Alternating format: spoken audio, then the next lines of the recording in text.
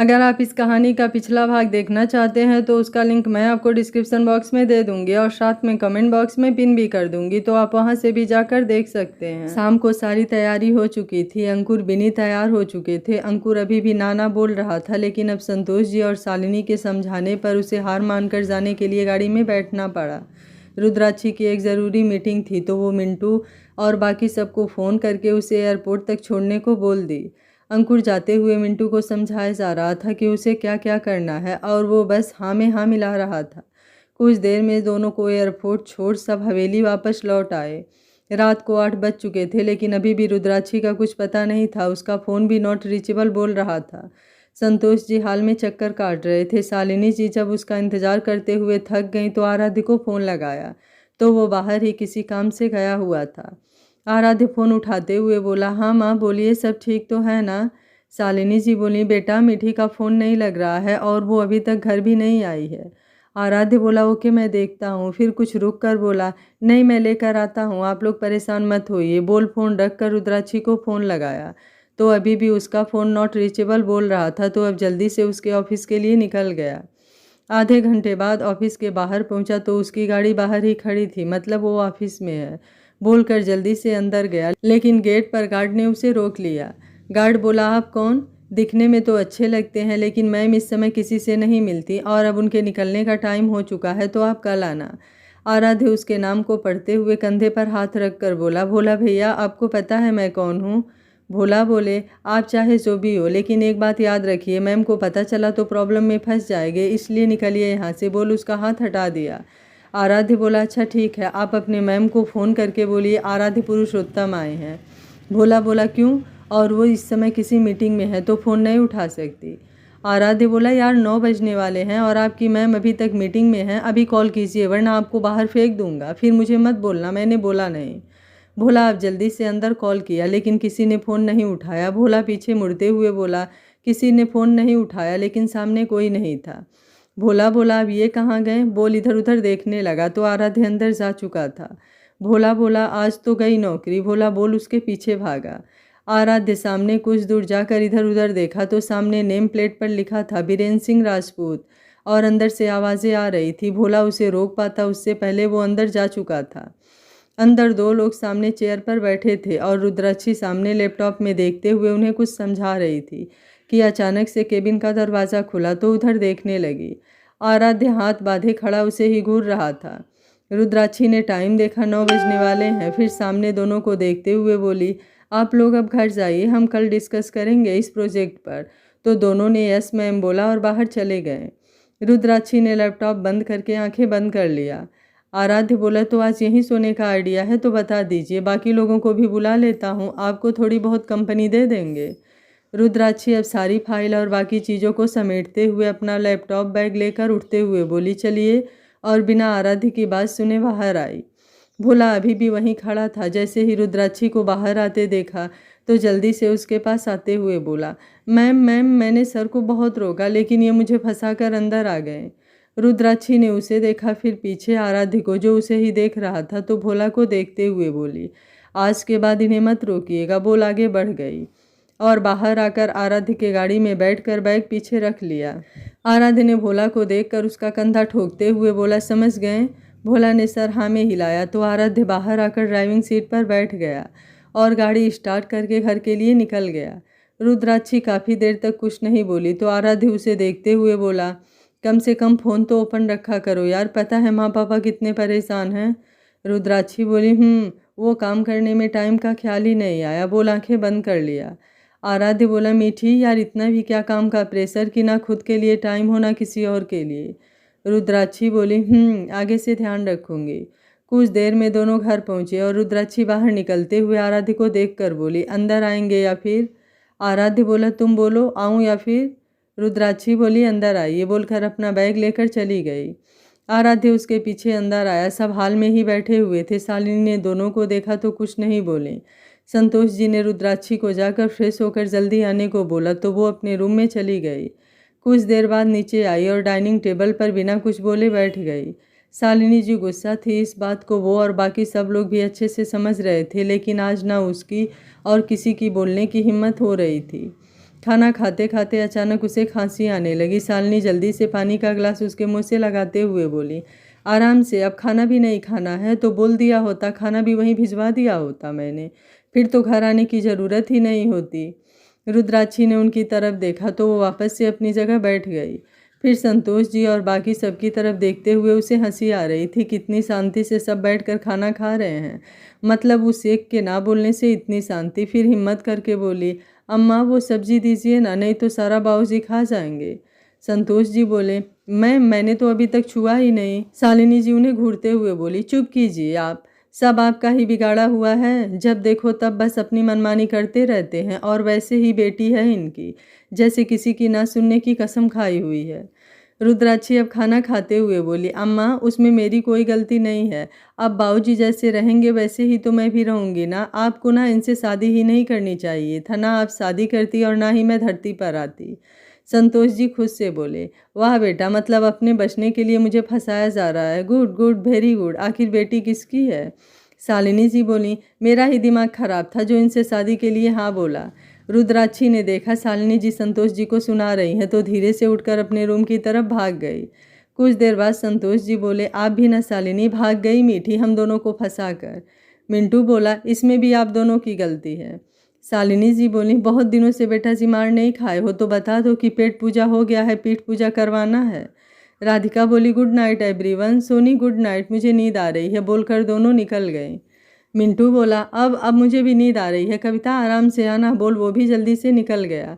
आराध्य अब सबको भागते देखा तो हंसते हुए बोला, सच में माँ, मतलब अभी भी सब आपसे इतना डरते हैं, आई कांट बिलीव।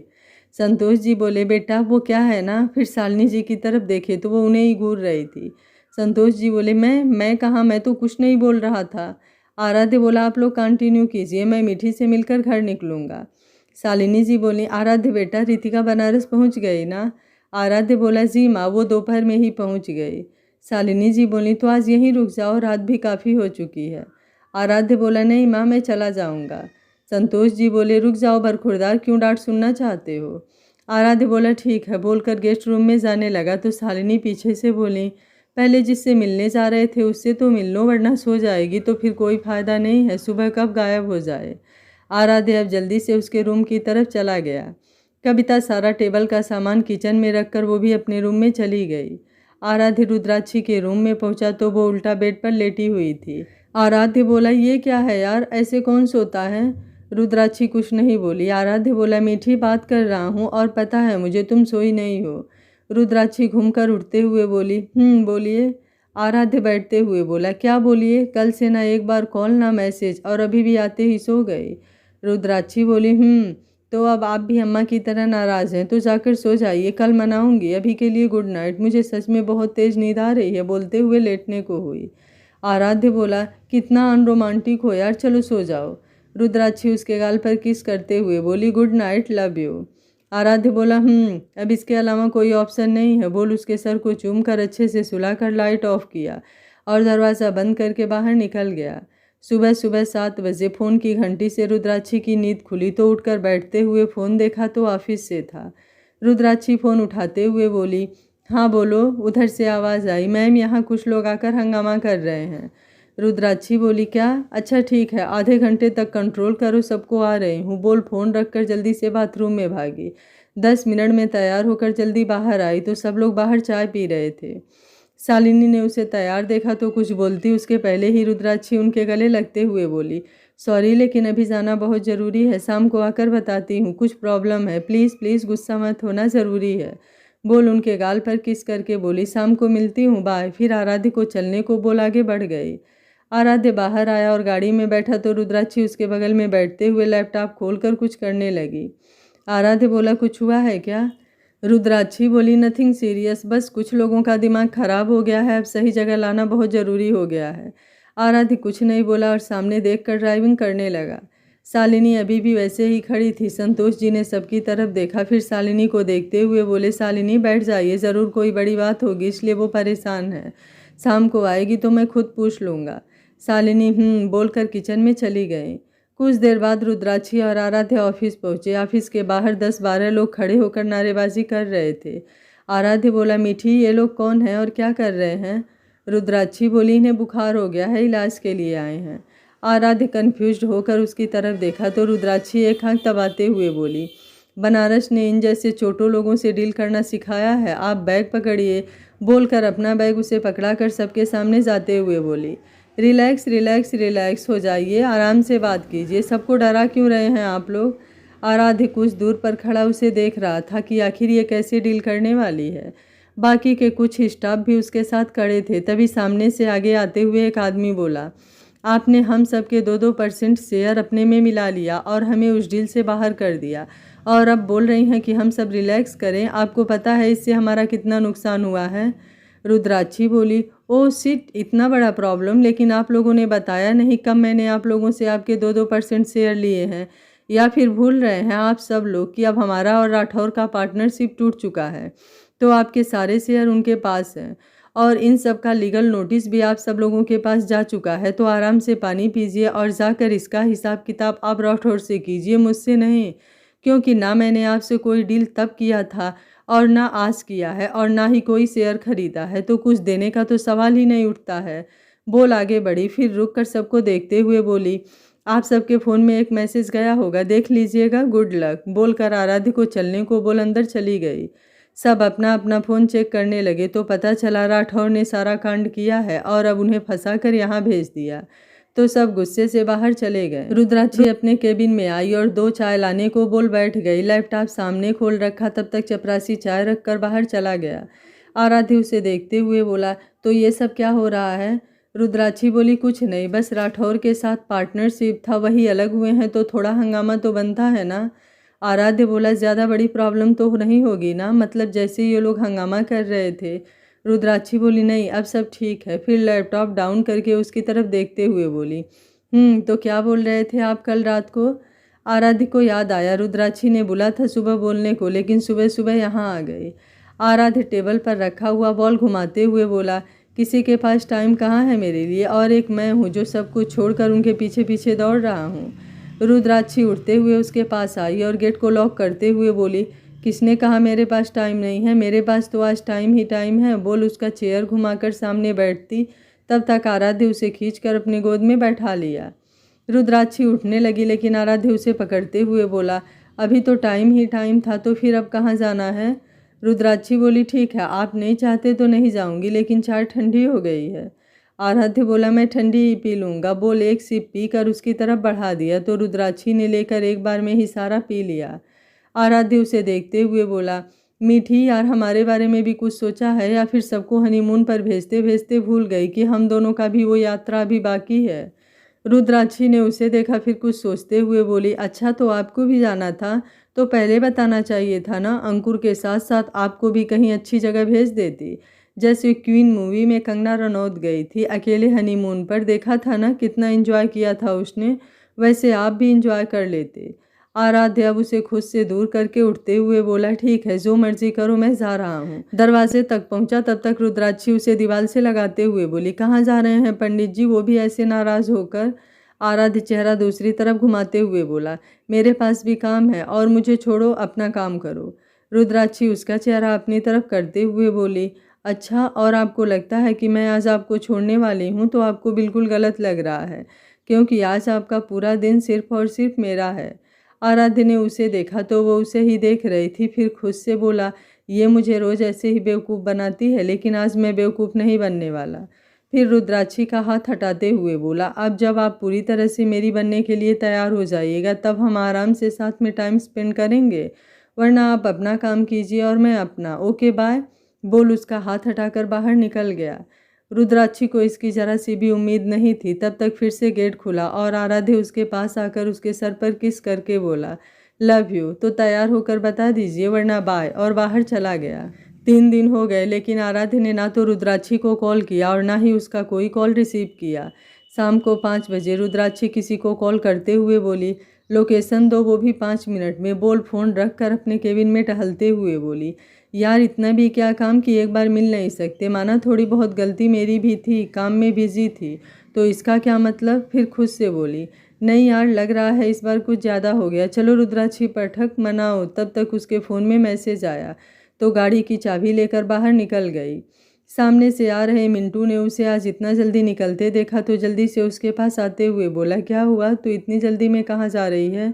रुद्राक्षी बोली, टोकना ज़रूरी था, इग्नोर नहीं कर सकता था, और सारा काम देखकर आराम से समय से घर आ जाना। बाय, मुझे कुछ काम है, घर पर मिलती हूँ, बोलकर बाहर निकल गई। मिंटू को दोबारा कुछ बोलने का मौका भी नहीं दिया। 1 घंटे बाद रुद्राक्षी ने अपनी गाड़ी रोकी, जिसके सामने बड़े बड़े अक्षर में लिखा था, पुरुषोत्तम कंपनी एंड सन्स।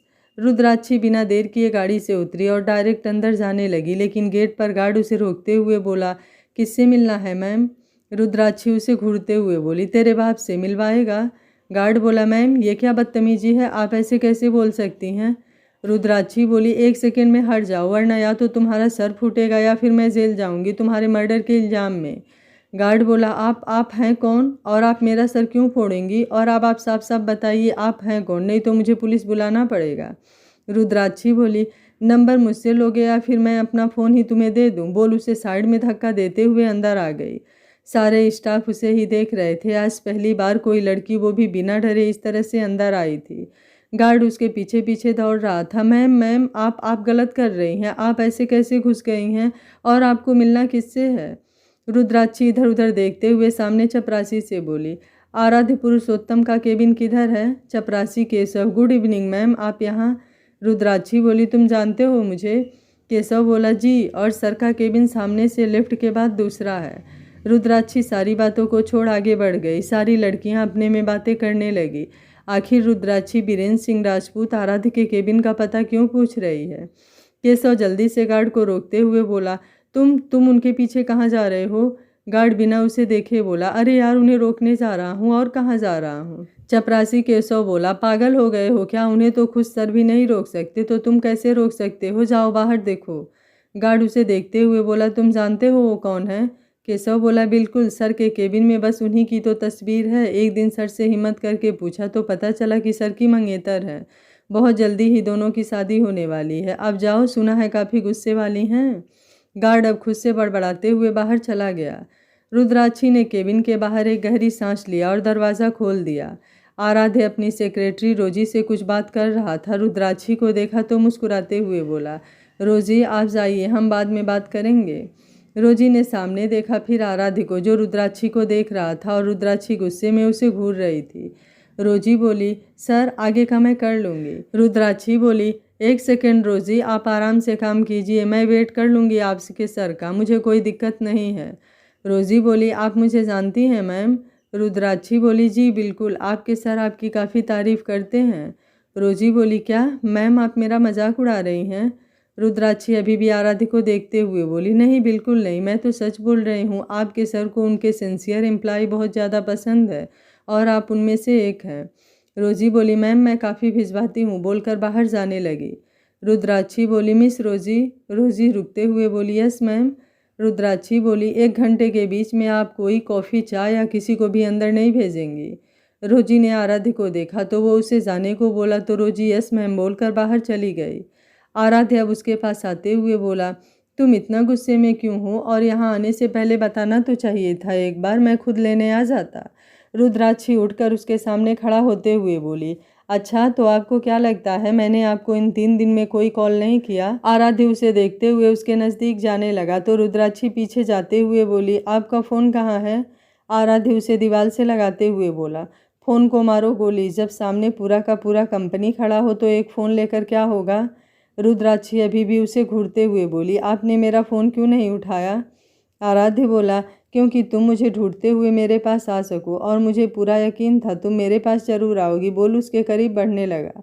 रुद्राक्षी ने उसे धक्का देने के लिए अपना हाथ बढ़ाया, लेकिन तब तक आराध्य ने उसका हाथ पकड़कर दीवार से लगाते हुए बोला, 3 दिन से इंतजार कर रहा था, तो बताइए मिस पाठक, बात हुई आपकी सबसे, या आज फिर आप खाली हाथ आई हैं?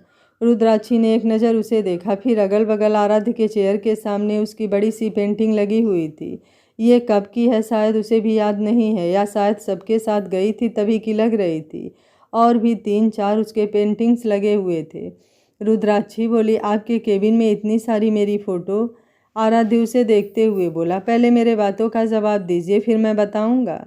रुद्राक्षी बोली, तो अगर मैं कहूँ आज भी खाली हाथ तो? आराध्य बोला ठीक है, तो सज़ा भुगतने के लिए तैयार रहिए। बोल जल्दी से उसके होठों को लॉक कर दिया।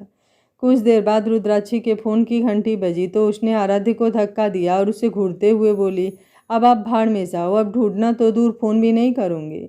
आराध्य उसके पास आते हुए बोला, सोच लीजिए जितना लेट सज़ा उतनी ही बड़ी होगी। रुद्राक्षी ने एक नज़र फ़ोन को देखा और फिर आराध्य को देखते हुए बोली, मतलब हद नहीं होती है बेशर्मी की। अब मैं जाऊंगी बोलने अम्मा बाबूजी से कि मेरी शादी कर दो, है ना यार? आपको नहीं लग रहा ये कुछ ज़्यादा ही चीप हो जाएगा? आराध्य उसे टेबल से लगाते हुए बोला, आप बस हाँ बोलिए और बाकी सब मैं कर लूँगा। रुद्राक्षी बोली, मैं ऐसा कुछ नहीं बोलने वाली, तो भूल जाइए ऐसा कुछ होने वाला है। जो करना होगा वो खुद कर लेंगे। आराध्य बोला, सच में आप कुछ नहीं बोलने वाली? बोल उसकी तरफ बढ़ा। तब तक रुद्राक्षी उसे रोकते हुए, ओके ओके ओके सोचती हूँ, लेकिन आप दूर रहिए। आराध्य बोला, अब मुश्किल है, अब और नहीं रह सकता यार, समझा करो। बोल उसे गोद में उठा कर बोला, तो आइए मिस पाठक, आपको एक सीक्रेट दिखाता हूँ। बोल साइड में बने उस रूम में लाया और बीच में खड़ा करते हुए बोला, अब बताइए, अभी नहीं करने वाली? हाँ, क्योंकि अब सच में इनसे बात करो तो ये बोलती ही नहीं है, और मुझे तो मेरी शेरनी पसंद है जो समय आने पर सामने वाले को बिना मौका दिए गायब कर दे। रुद्राक्षी ने देखा पूरे रूम में उसकी ही पेंटिंग भरी हुई है, तो आराध्य को देखते हुए बोली, ये सब किसने बनाया है? आराध्य उसकी तरफ झुकते हुए बोला, इस नाचीज ने। और किसने? रुद्राक्षी बोली, आपको पेंटिंग आती है? आराध्य बोला, नहीं, जिस दिन से आपको देखा जहन से उतार ही नहीं पाया, और उसके बाद एक एक करके इन कैनवास पर उतार दिया। रुद्राक्षी की आंखें बाहर आई और वो जल्दी से आराध्य के गले लगते हुए बोली, I love you love you love you so much. आराध्य अभी भी बात नहीं करना? रुद्राक्षी उसके गले लगे ही बोली, अम्मा ने कुंडली भेजा है महापंडित जी को, तो 2-3 दिन बाद बनारस चलने के बाद वहीं बात होगी। आराध्य कुछ देर बाद बोला, अच्छा, तो पहले नहीं बता सकती थी? इतना परेशान करना जरूरी था? रुद्राक्षी ने उसे देखा और आगे बढ़कर उसके होठों पर अपने होठ रख दिए। कुछ देर बाद उससे दूर होते हुए बोली, अब फोन नहीं उठाया ना तो? आराध्य उसके कमर में हाथ डालते हुए बोला, तो सुबह शाम आकर ऐसे ही मेरा मुंह मीठा करा देना। रुद्राक्षी बोली, मुंह मीठा के साथ साथ पूरा का पूरा मुंह ही खा जाऊंगी। आराध्य मुंह पर हाथ रखते हुए बोला, हाँ मीठी, तुम नॉनवेज कब से खाने लगी? रुद्राक्षी बोली, जब से आपसे प्यार किया, और अब मुझे भूख लगी है। आराध्य बोला, ठीक है, मुझे मंजूर है, खा लो, मैं तो हमेशा तैयार हूँ। रुद्राक्षी अब उसे घूरते हुए बोली, आराध्य मुझे सच में भूख लगी है। आराध्य बोला, अच्छा सॉरी सॉरी, चलो, और उसे लेकर बाहर आया। सामने से रोजी आते हुए बोली, सर आप कहीं जा रहे हैं? मतलब मैम और आप? आराध्य बोला, जी आप यहाँ का सब देख लीजिए, मैं बाद में कॉल करता हूँ। बोल जाने लगा कि सारे स्टाफ उन दोनों को ही देख रहे थे, तो आराध्य रुकते हुए सबको देख कर बोला, hello everyone, meet my future wife Rudrakshi. अब सब एक दूसरे को देखने लगे, फिर सामने आराध्य रुद्राक्षी को। रुद्राक्षी आराध्य को देखते हुए बोली, इन्हें सदमा लग गया क्या? आराध्य बोला, नहीं, सब शॉक्ड हैं, क्योंकि यहाँ अब तुम्हें रुद्राक्षी बीरेन सिंह राजपूत जानते हैं, जो अलवर की शान है, और वो अब मेरी होने वाली वाइफ है। और आज अचानक मैंने सबको बोल दिया। इसके पहले हमें कभी साथ नहीं देखा, तो कन्फ्यूज्ड हैं कि मैंने इतना बड़ा कांड कब कर दिया। रुद्राक्षी बोली, वेरी फनी। आराध्य बोला, आई एम सीरियस यार। रुद्राक्षी सबको देखते हुए बोली, हेलो एवरीवन, आई होप आप सब जानते होंगे मुझे, अगर नहीं जानते तो? तब तक सब एक साथ बोले, आपको कौन नहीं जानता, पूरा अलवर जानता है आपको।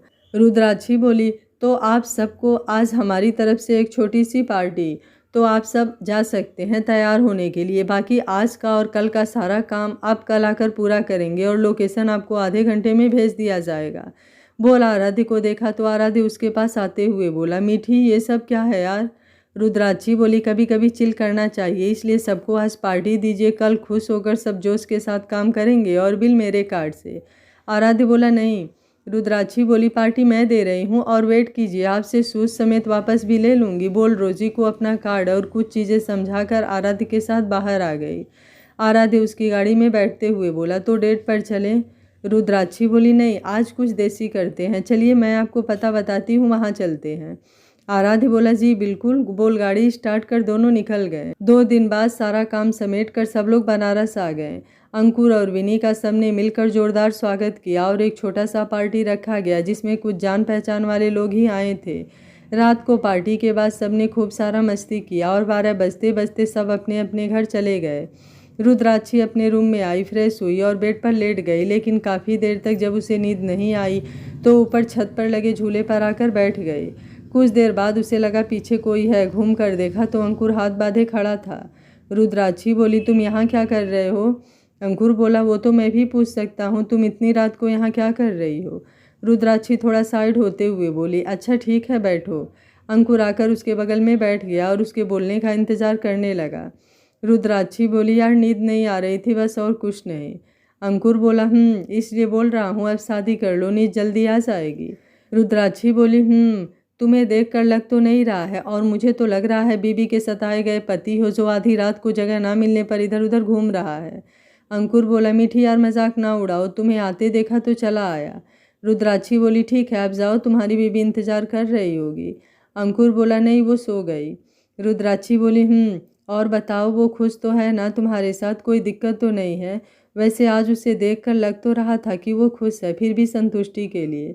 अंकुर उसे घूरते हुए बोला, एक काम कर, हमारे रूम में सीसीटीवी कैमरा लगवा लो, फिर पता चलेगा वो खुश है या नहीं। यार मतलब हद होती है जासूसी की। रुद्राक्षी अब उठते हुए बोली, अरे ना मुन्ना ना, मुझे भरोसा है तू अगले साल मुझे बुआ बनाकर ही मानेगा। अंकुर बोला, रुक जा नालायक, बताता हूँ, सबके जाने के बाद मैं ही मिला हूँ तुम्हें परेशान करने के लिए। इतना ही नींद नहीं आ रही है तो जाकर आराध्य को परेशान करना। रुद्राक्षी कुछ सोचते हुए बोली, ओके गुड नाइट बोलकर नीचे अपने रूम में आ गई। फिर फ़ोन देखा और आराध्य को फ़ोन मिला दिया। 2 रिंग के बाद आराध्य फ़ोन उठाते हुए बोला, क्या हुआ? रुद्राक्षी बोली, आई लव यू। आराध्य बोला, लव यू, गुड नाइट। रुद्राक्षी बोली, हे पंडित जी आप सो कैसे सकते हो यार, यहाँ मुझे नींद नहीं आ रही है और आपको सोने की पड़ी है। आराध्य बोला, यार ट्राई करो, नींद आ जाएगी। रुद्राक्षी बोली, मैंने ट्राई किया, नहीं आ रही है तो मैं क्या करूँ? एक काम करो, आप ना यहीं आ जाओ, कुछ देर बातें करेंगे फिर नींद आ जाएगी।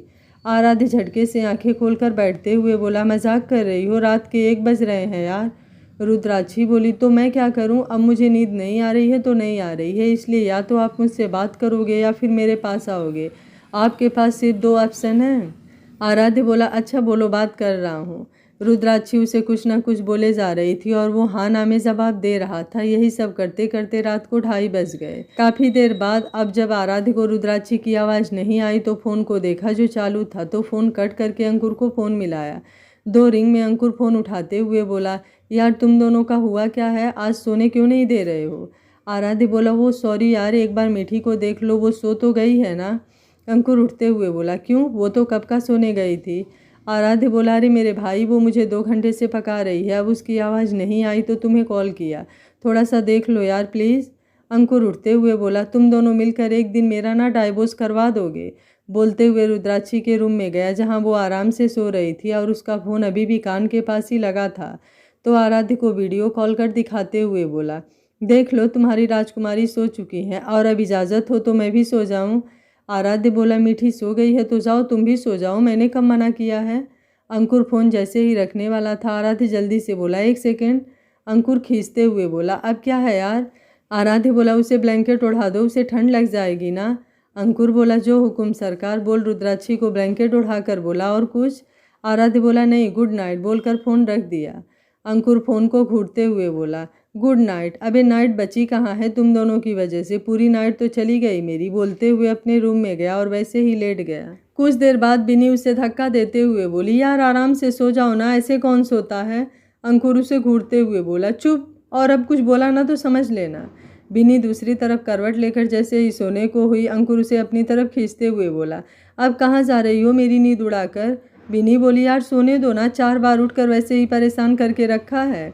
अंकुर उसे अपने पास खींचकर आंखें बंद करते हुए बोला, अब सो जाओ। तो बिनी ने भी अब कुछ नहीं बोला और वैसे ही सो गई। सुबह 8 बज चुके थे। रुद्राक्षी का अभी तक कुछ पता नहीं था। संतोष जी को आज कितने दिन बाद कॉलेज जाना था तो वो जल्दी ही निकल गए।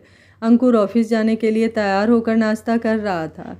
शालिनी रुद्राक्षी का इंतजार कर रही थी। अंकुर बोला, चाची कोई फ़ायदा नहीं, रात को 3 बजे तक मुझे और आराध्य को परेशान किया है। मन तो कर रहा है उठाकर पानी में डाल दूं, लेकिन फिर उसे सोते देखा तो नहीं डाला। बिनी धीरे से बोली, और जो तुमने किया वो क्या था। अंकुर बोला, वो तो प्यार था जाने मन। फिर खाना खाकर सबको बाय बोलकर ऑफिस के लिए निकल गया। 10 बजे रुद्राक्षी नीचे आकर सोफे पर बैठते हुए बोली, अम्मा कहाँ हो। शालिनी जी किचन से आते हुए बोली, इसलिए मैं तो सोच रही हूँ 2 साल और रुक जाती हूँ, जब तक कि तुम उठना नहीं सीख जाती। मैं नहीं शादी करने वाली। रुद्राक्षी बोली, अम्मा ये क्या बोल रही हो आप फिर से शादी? और मेरे बाबूजी का क्या होगा? इसमें उनकी क्या गलती? आप मेरी गलती की सज़ा उन्हें क्यों दे रही हो? मैं ना अब एकदम सुधर जाऊंगी, सच्ची। शालिनी उसका कान पकड़कर खींचते हुए बोली, नालायक कहीं की, मैं तुम्हारी शादी की बात कर रही हूँ। रुद्राक्षी बोली, अम्मा कान उखड़ जाएगा, प्लीज़ प्लीज़ छोड़ दो, नहीं तो कोई शादी भी नहीं करेगा। तभी दरवाजे से आवाज़ आई, मैं कर लूँगा माँ, आप मेरी तरफ से भी खींच लो। जब देखो तब सबको परेशान करना होता है। मैं तो कहता हूँ दोनों खींच लो, आज मौका मिला है तो भला हाथ से क्यों जाने देना। रुद्राक्षी ने देखा आराध्य उसे देखते हुए उधर ही आ रहा था। शालिनी उसका कान छोड़ते हुए बोली, अरे बेटा आओ बैठो, मैं चाय नाश्ता लेकर आती हूँ, बोल किचन में चली गई। आराध्य बोला, कुछ ज़्यादा जल्दी नहीं उठ गई आप? रुद्राक्षी बोली, अगर आप मुझसे बात कर रहे हैं ना तो मैं आपसे बात नहीं कर रही, इसलिए आप मुझसे बात मत कीजिए। आराध्य बोला, लेकिन क्यों, अब मैंने क्या किया? रुद्राक्षी बोली, अभी अभी अम्मा से जो बोला इसलिए अब मैं आपसे बात नहीं करूँगी।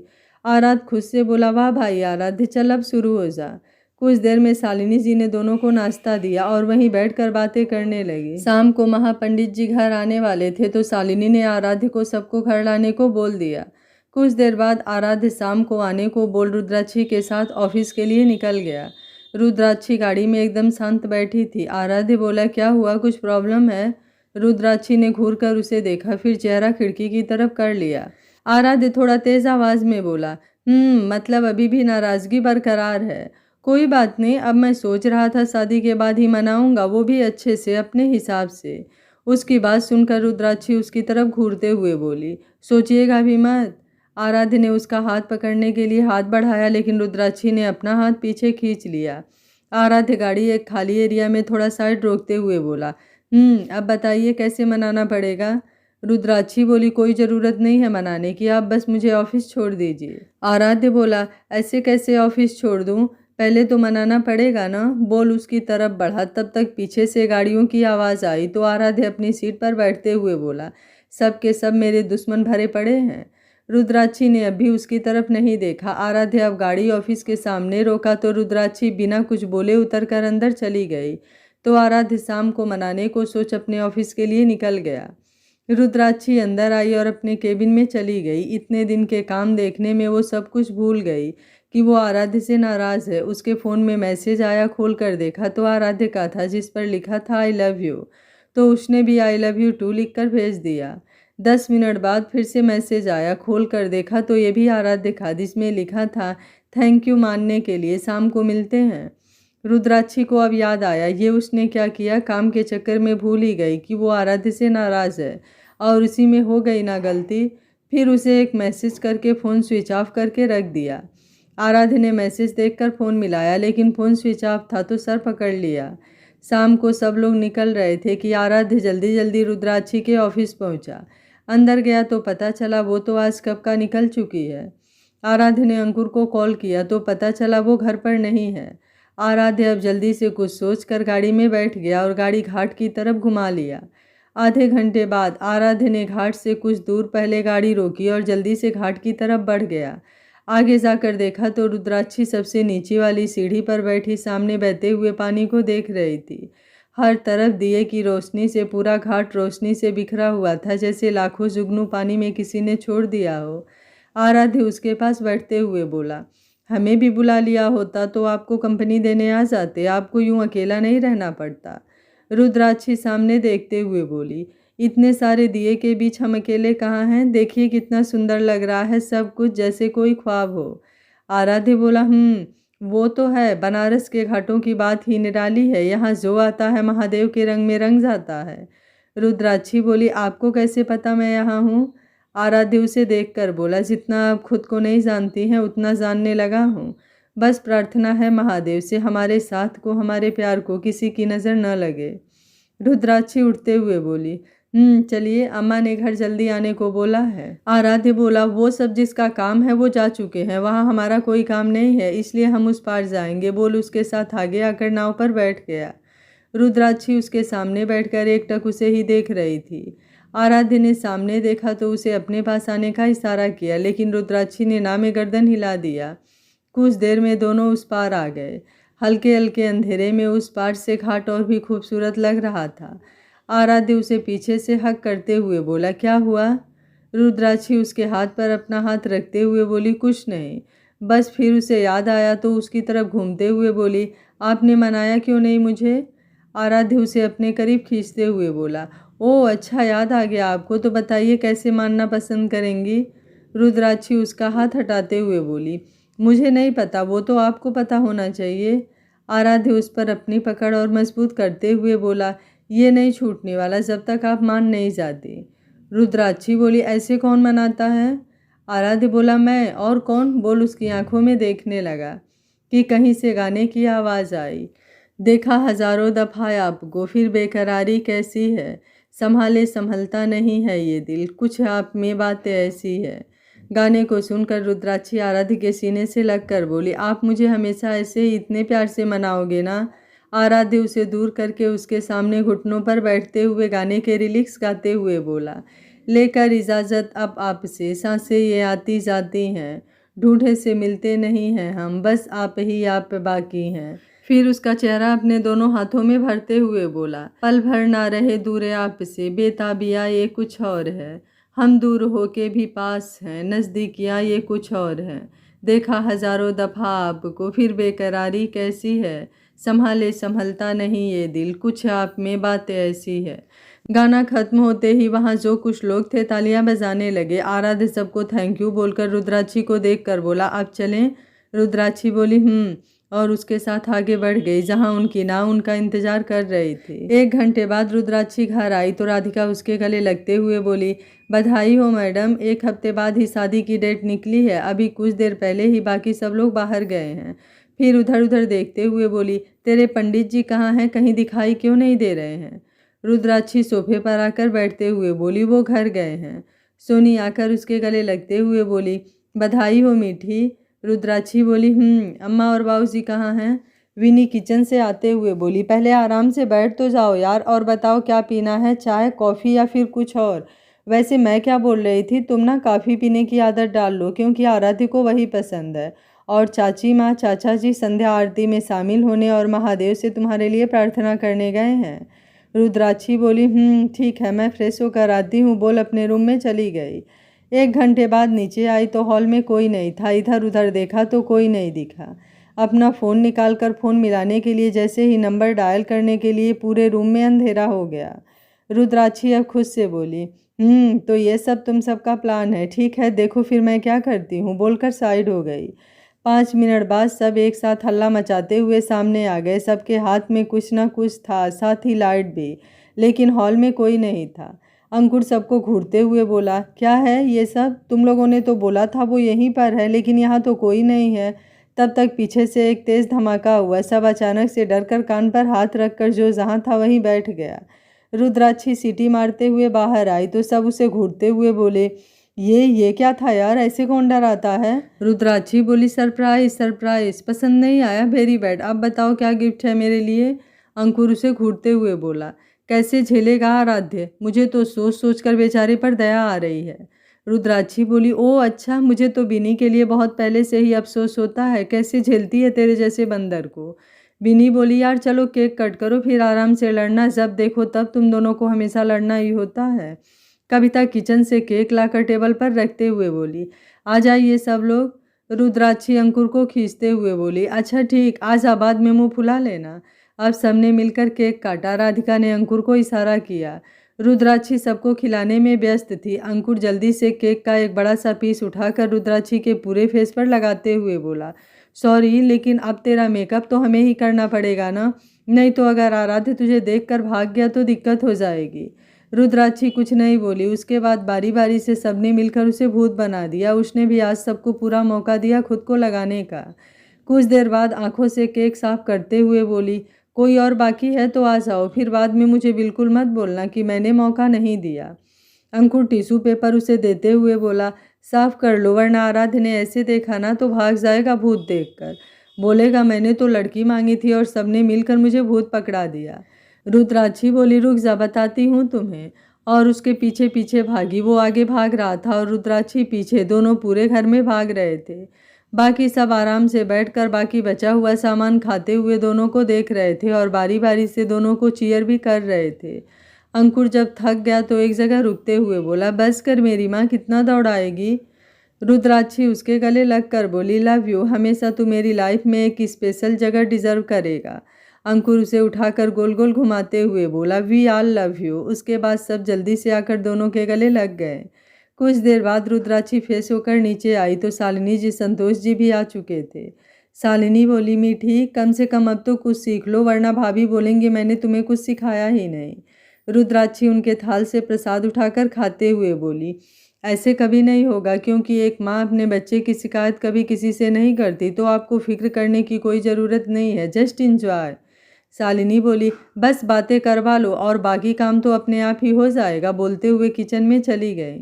बिनी उन्हें वापस बाहर लाकर बैठाते हुए बोली, चाची, हम सब ने सब कुछ कर दिया है, आप बैठिए और खाना खाइए। शालिनी बोली, हद होती है, तुम बच्चे मुझे तो कुछ करने ही नहीं देते हो, बैठे बैठे बोर हो जाती हूँ मैं। रुद्राक्षी बोली, बाबूजी, आप इनके लिए भी कुछ ढूंढ दीजिए ना, या एक काम कीजिए, कॉलेज में एक प्रोफेसर वाली सीट इन्हें भी दिलवा दीजिए। संतोष जी बोले, बिल्कुल, ये सही रहेगा।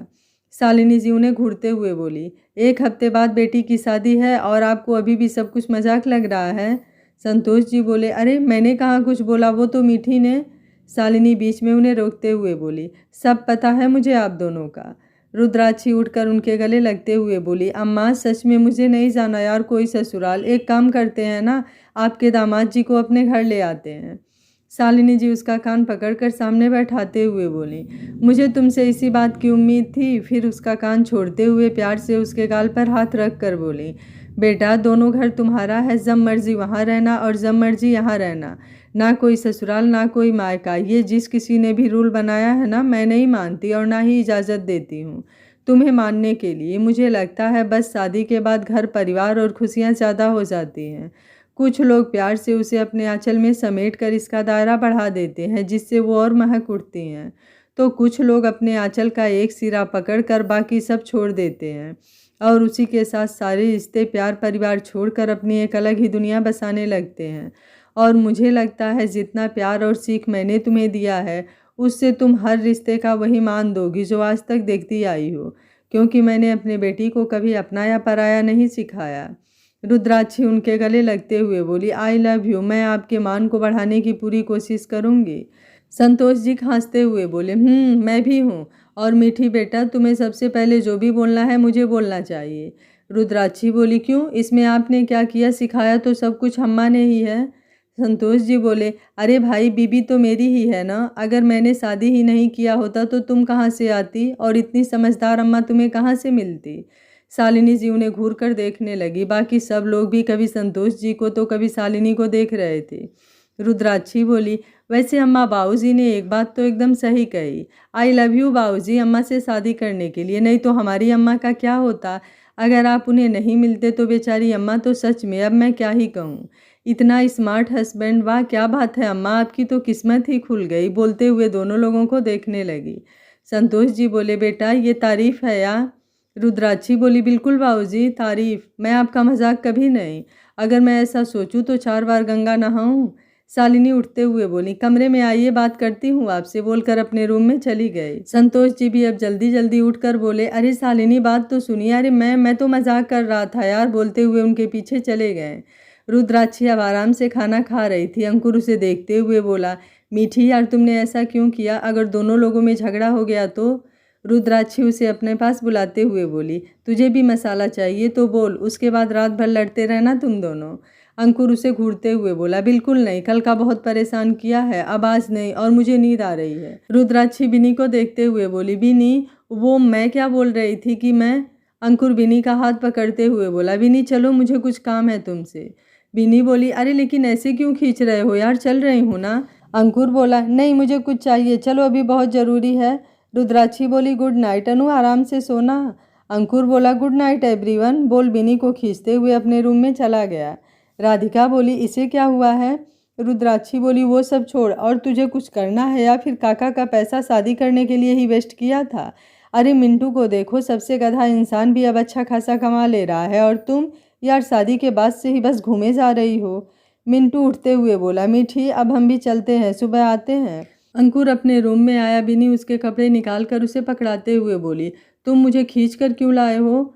अंकुर कपड़ों के साथ साथ उसे अपनी तरफ खींचते हुए बोला, क्योंकि जाने मन मैं उन सब के चक्कर में तुम्हारे साथ रोमांस का टाइम वेस्ट नहीं करना चाहता था। बोल उसकी तरफ झुकने लगा।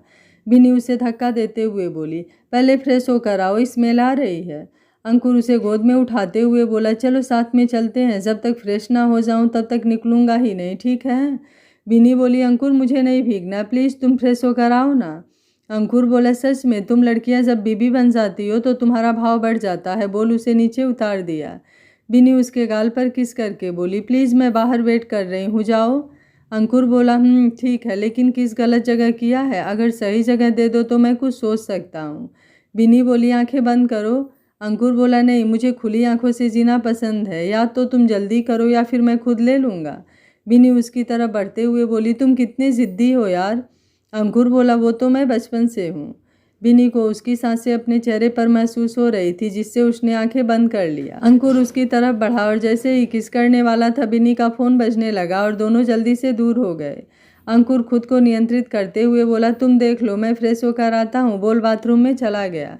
बिनी ने फ़ोन देखा तो उसकी मम्मी का था, तो उठाकर बालकनी में आ गई। कुछ देर बात किया, फिर अंदर आकर बेड पर बैठते हुए खुद से बोली, आई एम सॉरी माँ, लेकिन अभी भाई से बात करके मैं अपने रिश्ते को ख़राब नहीं करूँगी, क्योंकि बहुत प्यार करती हूँ मैं अंकुर से, और उसके लिए अगर कुछ छोड़ना पड़ा तो छोड़ दूँगी, लेकिन उसे हर्ट नहीं कर सकती। बोल विनय का नंबर ब्लॉक करके फ़ोन टेबल पर रखकर अंकुर का इंतज़ार करने लगी। 5 दिन बाद पूरे पाठक हाउस को दुल्हन की तरह सजाया जा रहा था। हर कोई किसी न किसी काम में बिजी था। अंकुर कान से फ़ोन लगाए हुए बोला, मुझे सारी सिक्योरिटी टाइट चाहिए, एक भी गलती या चूक शायद ही मैं बर्दाश्त करूँगा, इसलिए कोई लापरवाही नहीं चलेगी। बोलकर बाहर निकल गया। राधिका, सोनी, कविता, बिनी और भी कुछ लोग और मेहमान सब लोग शालिनी जी के साथ काम देख रहे थे, और बाकी सब जेंट्स लोग संतोष जी के साथ उनकी हेल्प करवाने में बिजी थे। रुद्राक्षी कब से सब कुछ देखकर बोर हो रही थी, लेकिन कोई उसे कुछ करने ही नहीं दे रहा था, क्योंकि कल उसकी और आराध्य की हल्दी की रस्म होने वाली थी, जिसकी तैयारी में सब लोग जी जान से लगे हुए थे। रुद्राक्षी अब उठते हुए बोली, भाड़ में जाओ सब लोग, यार मेरी शादी है और मुझे ही लग रहा है जैसे मुझे कोई बीमारी हुई है। ऐसे कौन बैठा कर रखता है यार किसी को, मुझे नहीं बैठना। बोलकर उठी, लेकिन तब तक सरोजा बुआ उसके पास आते हुए बोली, क्या हुआ मीठी, कहाँ जा रही हो? रुद्राक्षी बोली, भागने की प्लानिंग कर रहे हूँ, आपको भी भागना है? बोल गुस्से में वो बड़बड़ाते हुए ऊपर अपने रूम में जाने लगी।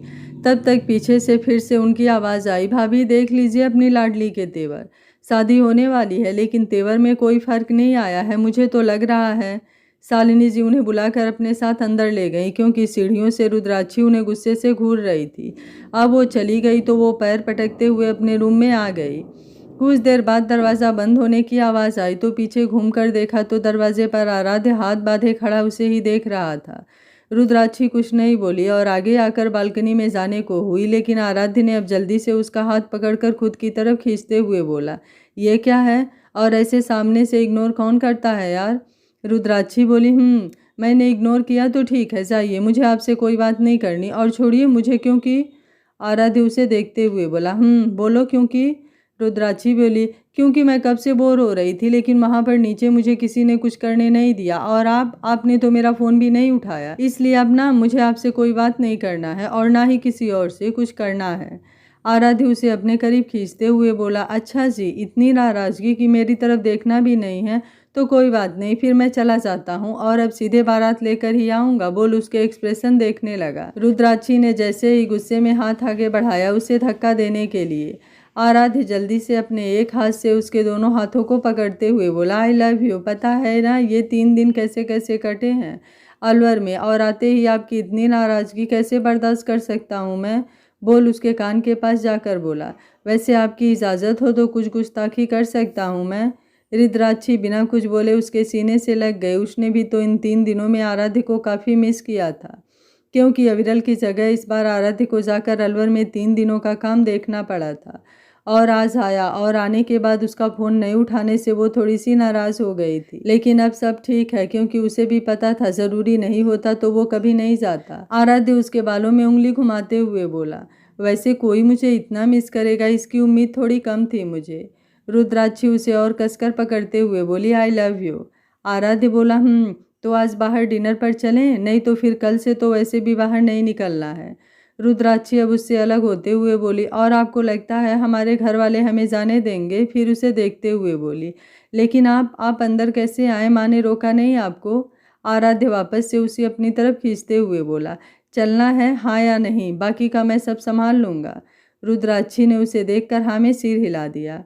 आराध्य बोला, ठीक है तो जल्दी से तैयार हो जाओ, मैं परमिशन लेकर बाहर इंतजार कर रहा हूँ। बोल उसके सर पर किस करते हुए बोला, वो बेड पर पैकेट रखा हुआ है, जल्दी से पहनकर बाहर आ जाओ, मैं बाहर हूँ।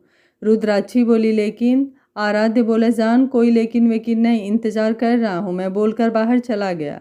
रुद्राक्षी ने पैकेट लिया और चेंज करने चली गई। क्या रुद्राक्षी और आराध्य की शादी हो पाएगी या वो गगन के साजिशों का शिकार हो जाएंगे? जानने के लिए देखते रहिए कहानी का अगला भाग। अगर आपको कहानी अच्छी लग रही है तो वीडियो को लाइक शेयर एंड चैनल को सब्सक्राइब कर लीजिएगा। Thank you for watching. मिलते हैं कहानी के अगले भाग में।